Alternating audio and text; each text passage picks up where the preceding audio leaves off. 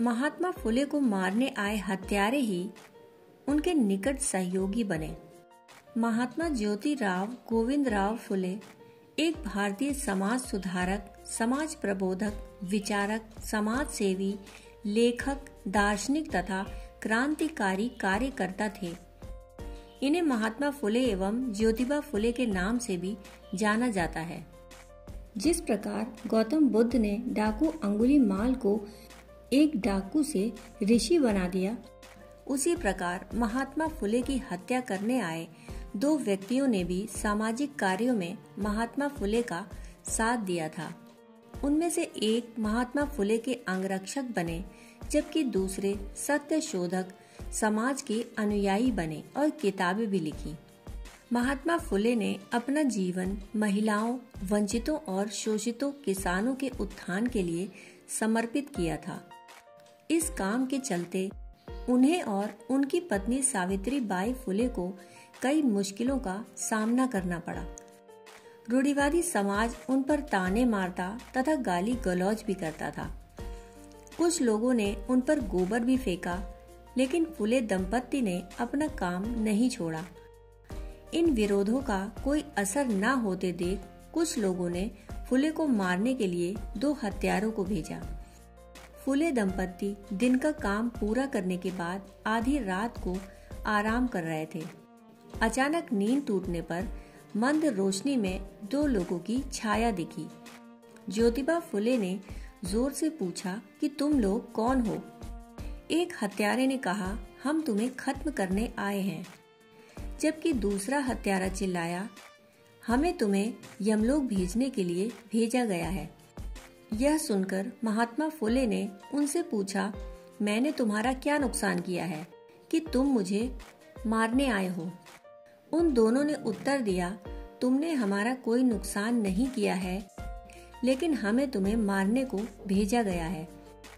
महात्मा फुले ने उनसे कहा, मुझे मारने से तुम्हें क्या फायदा होगा? उन्होंने कहा, अगर हम तुम्हें मार देंगे तो हमें 1,000 रुपए मिलेंगे। यह सुनकर महात्मा फुले ने कहा, अरे वाह, मेरी मृत्यु से तुम्हें लाभ होने वाला है, इसलिए मेरा सिर काट लो।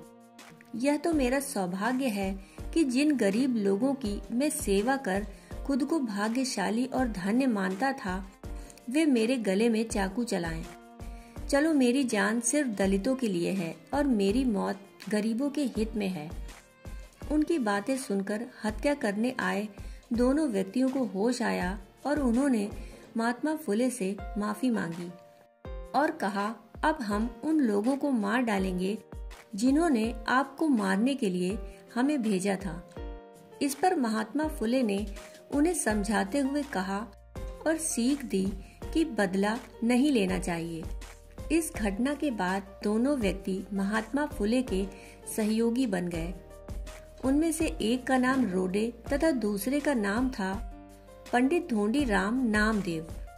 यह पूरा घटनाक्रम धनंजय कीर द्वारा लिखित महात्मा फुले की बायोग्राफी में दर्ज है।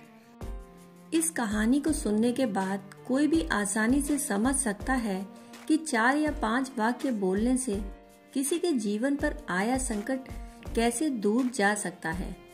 लेकिन फुले की पूरी जीवनी पढ़कर पता चलता है कि ये 4-5 वाक्य उनके पूरे जीवन का सार हैं।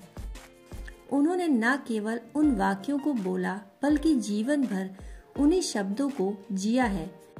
महात्मा फुले ने न केवल शोषितों के लिए अपना जीवन लगा दिया, बल्कि उनके विचार आज भी समाज का मार्गदर्शन करते हैं। महात्मा फुले के निधन को 132 साल हो चुके हैं, लेकिन उनके विचारों में अभी भी ताजगी बनी हुई है। महात्मा फुले एक मानवतावादी विचारक थे, लेकिन साथ ही वे एक दूरदर्शी कृषि विशेषज्ञ भी थे।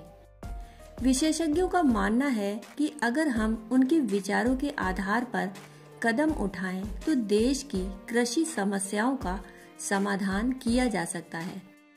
अभी आप सुन रहे थे महात्मा फुले को मारने आए हत्यारे ही कैसे उनके निकट सहयोगी बने।